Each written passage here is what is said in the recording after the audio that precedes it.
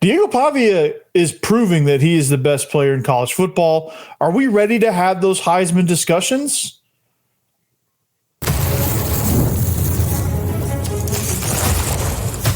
You are Locked On Vandy, your daily podcast on the Vanderbilt Commodores, part of the Locked On Podcast Network, your team every day. Hey, what's up, everybody? Welcome into the Locked On Vandy podcast on the Locked On Podcast Network. I'm your host, Corey Burton. Thanks for making us part of your day. Thanks for checking us out every dayers. Shout out to you guys. We're free and available wherever you get your podcast and on YouTube as a part of the Locked On Podcast Network, your team every day. Today's episode is brought to you by FanDuel.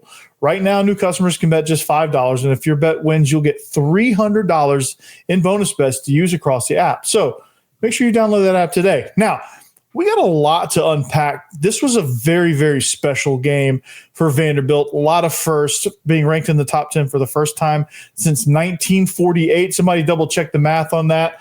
75 years. Oh my gosh, it's insane. So a lot happened. Clark Lee is now starting to be considered for some of the top jobs. I don't know that he'll leave. I don't want him to leave. I think he's happy here, but we'll talk about his impact and how he got to this position. We're going to break down some other things that we learned about this team. This team in as a whole is amazing. Veteran, mature, resilient, all of that. We'll talk about that. But I want to start with this because the Pavia Factor that I've been talking about since he got here, Pavia Magic, it's a real thing. Are we ready to have the Heisman discussions? I think so. I think we are, right? He's special. We knew that. We're talking Heisman. He counted for 3 touchdowns in a win versus LSU, a defense that held Lenore Sellers to 22 yards. Now, he ran around for like 800-something yards in the backfield. I think that was a legit stat. Like he traveled for 846 yards, but only 22 of it was forward, past the line of scrimmage, which – it is great if you're looking at stats, but like also realizing that if he's running around back there, somebody like Diego Pavia running around back there, it can spell trouble for this LSU defense. So he was able to create, he was able to lead this team. And like I said in the post-game reaction, I'm judging Diego from this game. I'm judging Diego more on the plays he didn't make. Because I think that's real growth right there. Because I think Diego Pavia from the Bama game forces some of those plays, and I don't think you get points. He was able to lead this offense to all but the last 2 drives. They got points. There was a punt and there was a kneel down at the one, so they could have gotten it on the last drive if they wanted to. They could have punched one in. He slid, the awareness to slide. And in the game right there was outstanding, making sure the defense didn't have to come out and play another series. In the game right there, that was Diego of past would have probably scored that, struck a Heisman pose again, and just really wanted to light up the scoreboard. But he understood what was at stake. He understood the game was won. That's an amazing play. It's a play that he didn't make, right? The play was the touchdown. But he didn't make it. Why? Because he understood the situation. Right before half, there were several throwaways right before half that I think 2 weeks ago he tries to force those into a tight window. He didn't. He threw it away, lived to fight another down. You end up getting 3 points in the situation to where I think he drove the field in like 30-something seconds to get down there in field goal range right before half. Those were pivotal key points. The drive right out of halftime was magical. Just bam, bam, bam, touchdown. And just the slides, where he was able to sift through the pocket and pop out the other side for key yards to keep you on schedule. Now the sack on 4th and 1, that wasn't ideal, but again, nobody's perfect. So I'm not really hammering him for that. I'm hammering more the decision to go for it in that situation at that part of the field. Like, I don't think that was a great call. And the defense made Vanderbilt pay for that. LSU ends up scoring a touchdown. Ended up didn't mattering. But it's just The Pavia factor, I say it's a real thing because when he is scrambling around, that 4th and 2 that we converted late in the third quarter, that ended up being the nail in the coffin. MK Young realized what was going on. He got himself open and he made a play to convert. Like it was close. Like he could have easily been tackled behind the line, behind the yard to gain, right? He could have easily been tackled for a 1.5 yard gain, which would have been short of the first down. He plowed through there, right? In the audio thumbnail where Diego Pavia right at the sticks is 3rd down. He scrambles. He's leaping and diving. Do you realize, and I would love to get confirmation from the offensive lineman. So if any of the offensive linemen are listening to this, when a quarterback goes up like that at the sticks in a crucial situation, especially a 3rd down where he breaks the pocket, breaks contain, and puts it, tucks it in and just goes for the first down and lays his body out, that has to fire them up. I know that, and I just played just as, I played just at the high school level, but it galvanizes the group. They play harder. They attack more. They're more physical. They're more aggressive. They're just more in tune. They're going to make plays and they're going to do everything they have to do to ensure that they're supporting you. And that's the Pavia factor. He gets everybody motivated. He finally, and I think the Bama game humbled him a little bit because what he was doing in that game, I think he thought he had to be Superman to win that game because of the way the pregame stuff was going. The students were on him. I mean, he was on a whole nother level. He had been successful up until that point, and he just got it in his mind that, hey, I'm Superman. I'm Diego Heisman. I'm going to go take this game over.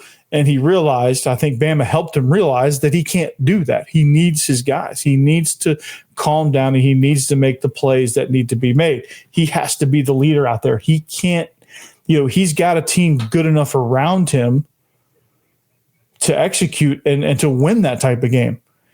And Alabama helped him realize that. He applied that this week against LSU. What happens? You take down a top 10 team, you get in the top 10 yourself, and now I don't know. I'm sure the buzz will rise on this a little bit, but I'm going to throw his hat in the ring in Heisman conversations because I think we need to be having those. I think there's a lot of people that are up for the Heisman. I think there's a lot of people that also deserve it, but I think Diego's right there with him. He's proving right now he's the best player in college football. What he means to this team, what he does to this team, how he uplifts the entire Vanderbilt program is special, and that can't be overlooked. Now, his stats, because of the way we play offense, is not ever going to be gaudy. So you're never going to look at him and go, oh, my God, this guy's like his numbers here and his numbers there are so much past these other guys. Like, that's never going to be the case with him. And I think, unfortunately, that may hinder his chances at winning the Heisman because his stats just aren't gaudy enough. But if you look at him and you look at the way he plays and you look at the way this team plays when he is going, is special. Like this group went out, had it in their mind. And it's not just, honestly, this team is special, but it's not just Diego. I think he has a big part of it. But I mean, just the motivating factor of, hey, we are a top 10 team. We are a playoff team. We are a national championship contender. We can win the whole damn thing is what the messaging is inside the building. And he keeps saying it publicly so that they don't have to say it. He's taking the brunt of that because he's the quarterback. He's the front man. And that comes with the territory.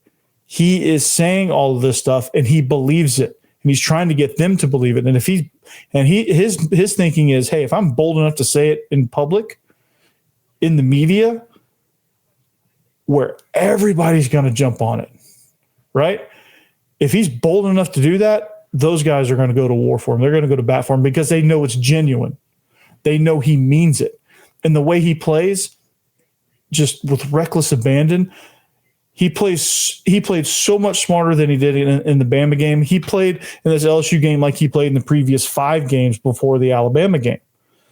And that's the type of quarterback he is. That's the type of quarterback he's developed into. He's not always been that way. He developed into that. He understood what his flaws were. He developed into that. And now you're talking about Diego Pavia. You're talking about a Vanderbilt team that's a top 10 team. Just let that ring in your head for a second. Top 10 Vanderbilt. James Franklin never did that. First time since 1948. I think that's 78 years. Somebody check my math, like I said. But this Pavia stuff is real. Are we talking Heisman? I want to know what you think. Are we talking Heisman? Is it legitimate? Am I crazy? Let me know. But man, you can't watch this Vanderbilt team and not think that that's one of the best players in college football, if not the best. You can't look at this Vanderbilt team and say, yeah, that guy we should be talking about possible Heisman for this guy. Like you can't do that. It's real. It's a real thing. Now, whether or not he wins it or not, I think being in the conversation right now is where you want to be. I mean, I think he could win it, but I'm the host of Locked On Vandy. I want to hear somebody else say that. So, but that's the biggest thing we learned is how special he is. He bounced back. He rebounded. I said he would, and he absolutely did. So what else did we learn from this game? We're going to break all of that down next. Speaking of breaking down, FanDuel. I had a pretty good weekend on FanDuel, and hopefully you did too, or if you haven't played, maybe you'll have a chance to in the future. But the NFL season's going right now. FanDuel has an offer you don't want to miss. Right now, new customers can bet just $5 and get $300 in bonus bets if you win. That's right. Pick a bet, put down $5, and if it hits, you'll unlock $300 in bonus bets to use across the app. What do I love about it? It's, I think I was asked that the other day. I was recommending it to my brother-in-law, and he's like, what do you love about FanDuel? Like, how is it different from, the other places? And I said, you know what?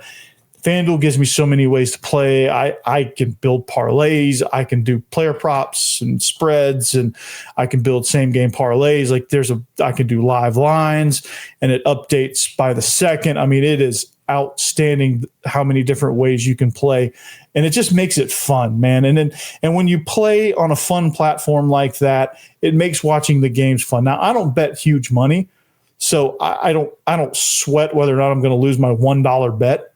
But I pay attention to the games more. I become a fan of the team I just bet on or the player I just bet on to get his stats. And if you're a casual fan or love diving into stats, FanDuel makes the game day experience so much better. So what are you waiting for? Visit FanDuel.com to download the FanDuel app today and get started. Also want to talk to you about Quo. One of the tools that help make a huge difference for business owners is Quo, formerly Open Phone.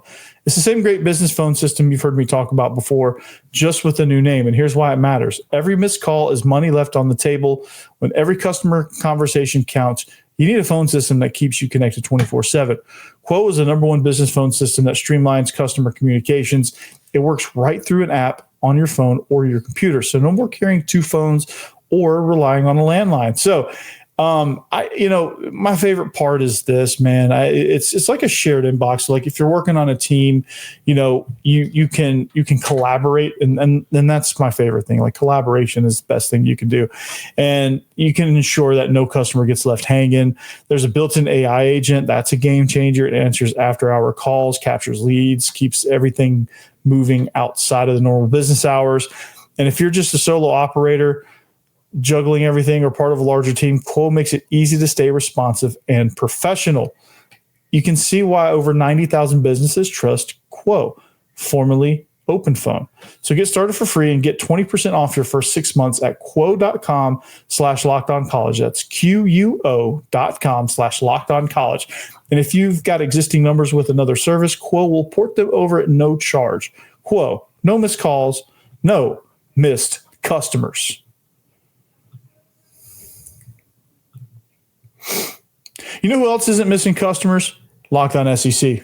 If you need a second listen, check it out over there, or the family of shows on this network from this conference. Every single one of them are top notch. I did a crossover with Matt Moscona. Man, that was fun. He's great, man. Brandon Olson, Locked On Gators. If you haven't checked that out, Billy Napier just got fired today. So if you need some entertainment, head on over there. He talked about Clark Lee, so you may want to see what he said. Is he a candidate? I don't know. He might be. I'm gonna talk about it later, but check that out after this and see what Brandon Olson had to say about Clark Lee amongst other candidates. So we'll check that out as well. But man, great shows. Thanks for making Locked On Vandy your first listen, by the way. Hey, I'm with you guys. I appreciate you. So what else did we learn from this game? Well, aside from the Heisman talk, he struck the pose, right?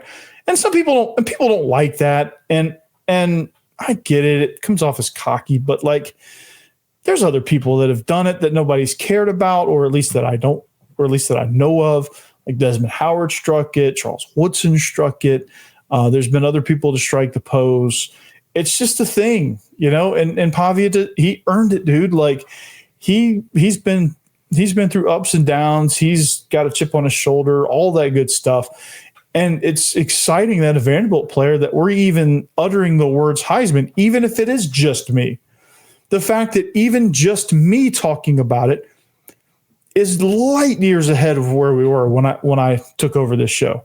Or when I established the show, I should say. I didn't take over anything. I just established it. But it's amazing. So you know what else we learned is a big part of that is the offensive line, or what they call themselves, the union. I love it when the offensive line has a nickname. I love that because it just those guys, they have fun with it. They embrace it. That's part of their identity. Hey, we're the union. Hey, I got you. You know, they look to the right, look to the left, and say, "Yeah, I got you," and they will go to war for you. I mean, there was a play I highlighted on social media. I think I retweeted it on X, and it was as Cole Kubelik did it, and it was a play, and I saw it live, and it was the play where Cedric Alexander got stepped on late, which didn't get called for whatever reason, but it was a play where you had a double team that drove the freaking LSU defensive lineman 15 yards downfield, and they buried him. They drove him like that's the ultimate. And there was a comment on one of my videos saying losing to Vandy is now embarrassing. Yeah, it is, especially when you see a play like that. Like that epitomizes what happened all day. That's just kind of a microcosm of how the day went for LSU. Guy got drove back 15 yards and planted. I mean, this was a defense that I was told that was supposed to be elite.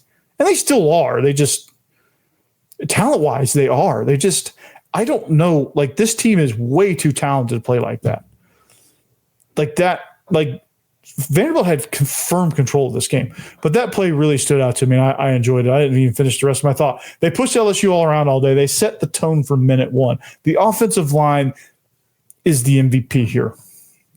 Right, and all that talk about Diego Pavia being, you know, obviously we're talking Heisman, but we're not talking Heisman if he has LSU's offensive line. I can tell you that much. Like this Vanderbilt team would, I think they would have been lucky to beat Georgia State if they had LSU's offensive line. Pavia would have to be really creative. Like this offensive line they are good. Oh my gosh, they're good. Yeah, I mean it's the union, dude. They set the tone, dude. It's like they play with this nasty streak, this unbelievable chip on their shoulder, you know, and it's something that an adjective you want to describe your offensive line. If somebody says your offensive line is nasty, that's exactly what you want. Nasty is driving a guy 15 yards and burying him. Nasty is pancakes all over the place. Nasty is being a little chippy after the whistle. Nasty is just dominating all freaking day and coming back and doing over and over and over again.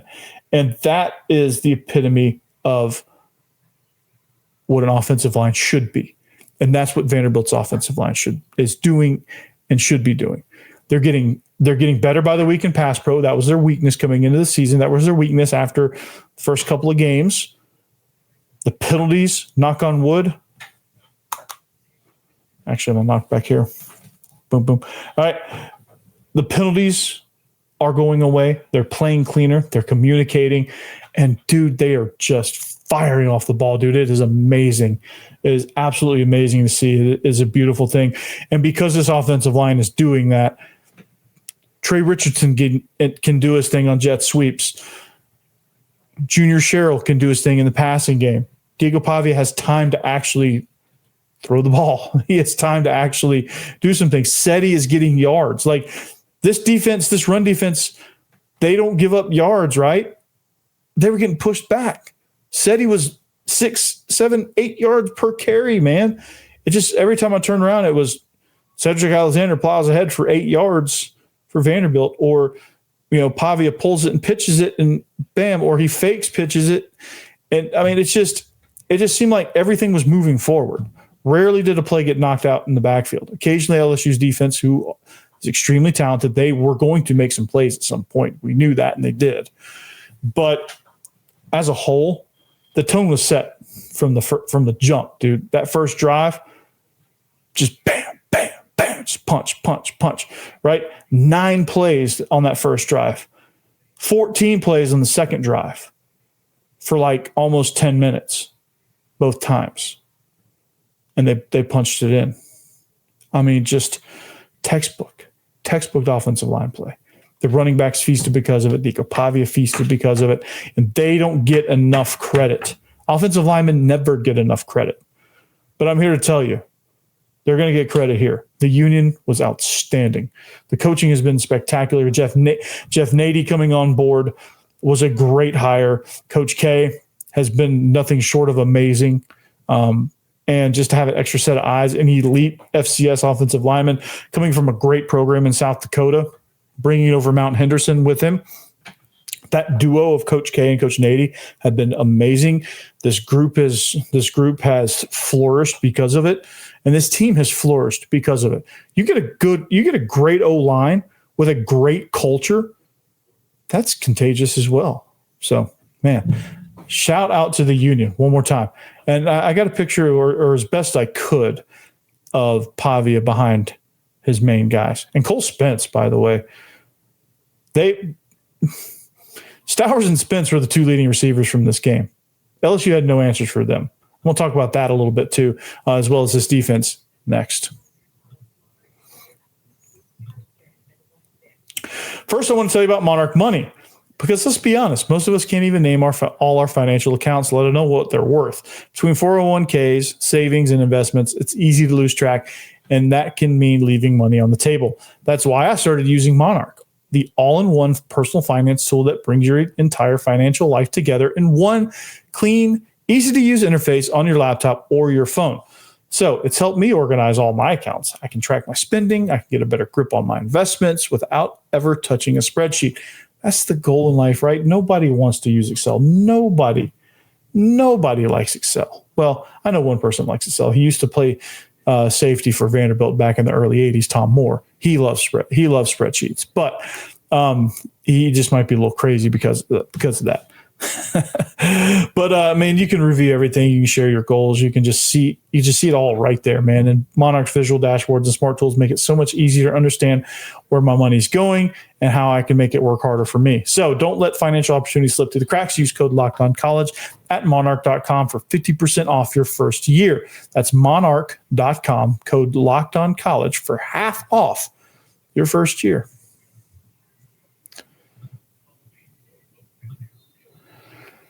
All right, wrapping up here, Locked On Vandy. Thanks for making us your first listen. Make sure you like and subscribe if you like what you hear.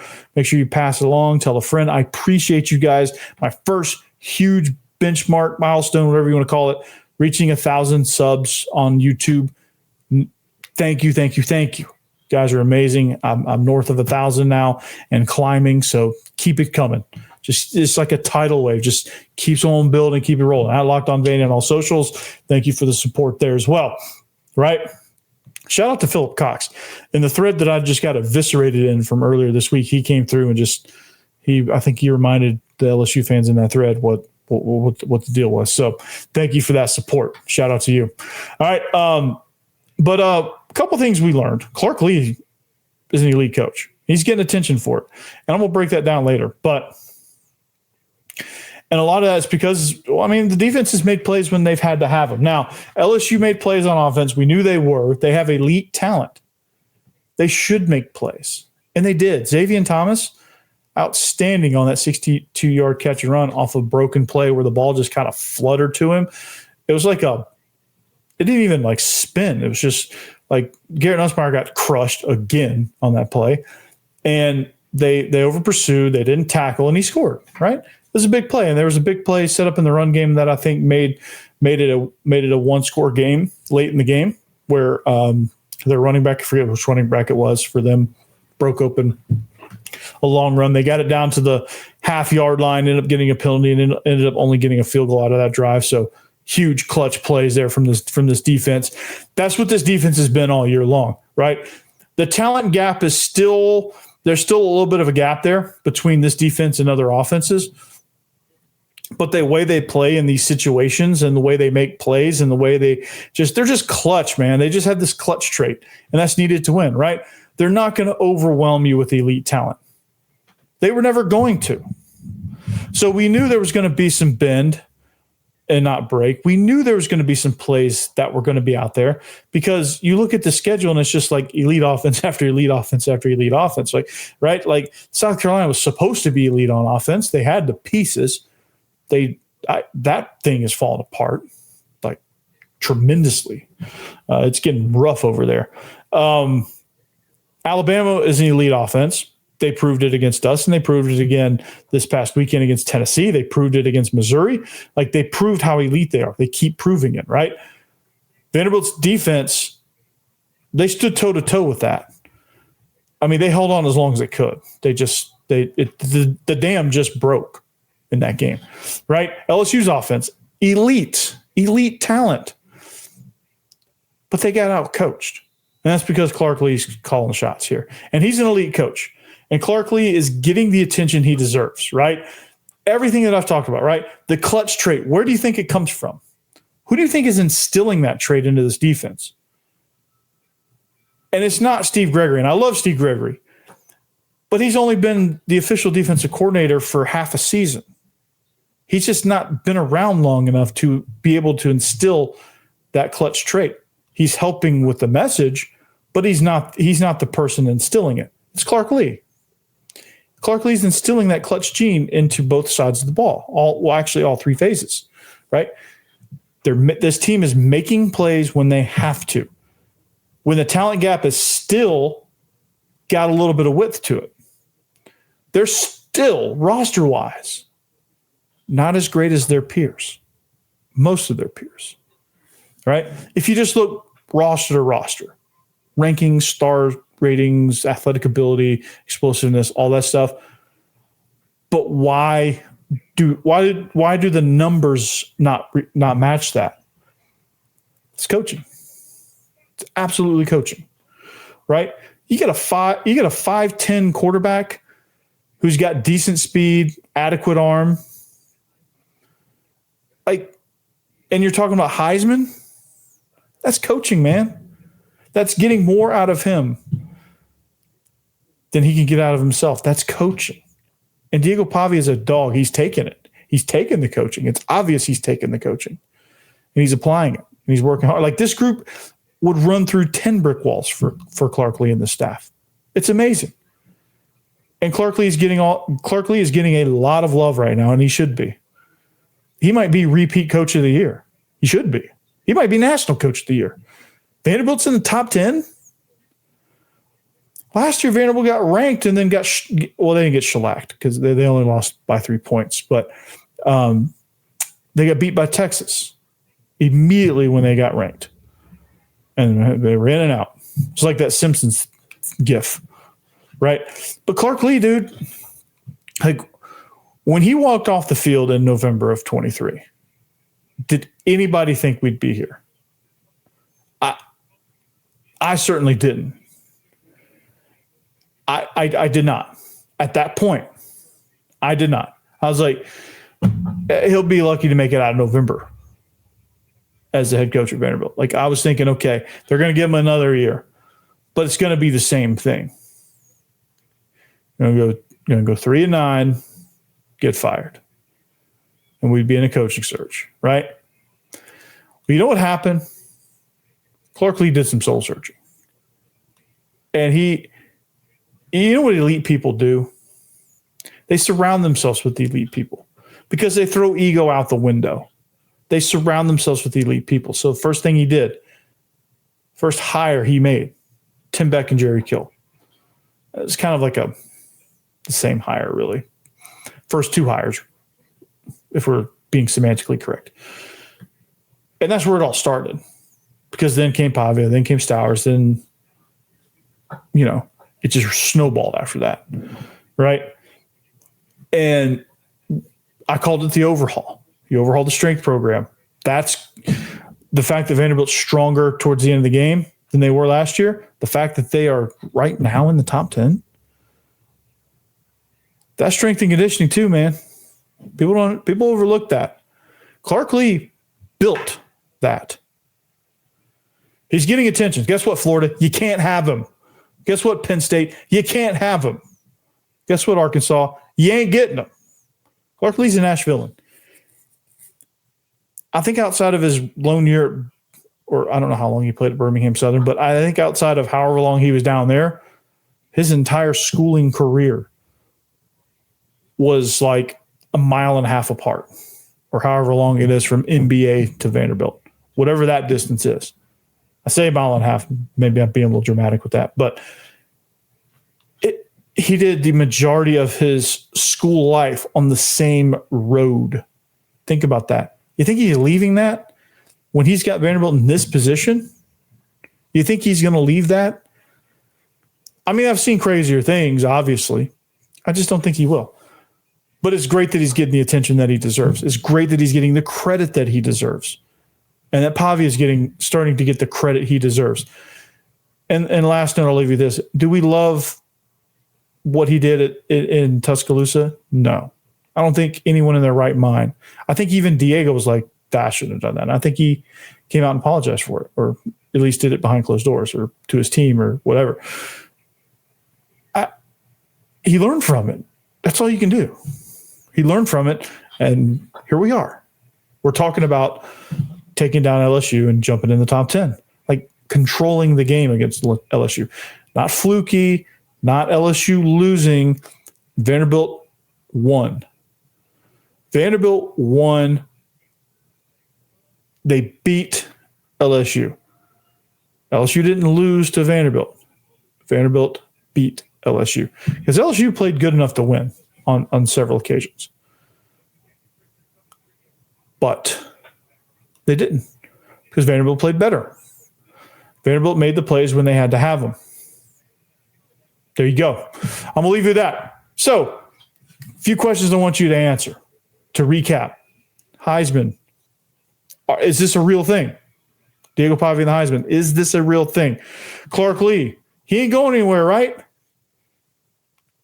Man, this is amazing. Tell me how you're feeling. Tell me how you're living after this win. Are you going to game day? All of that. Until next time, anchor down. Peace.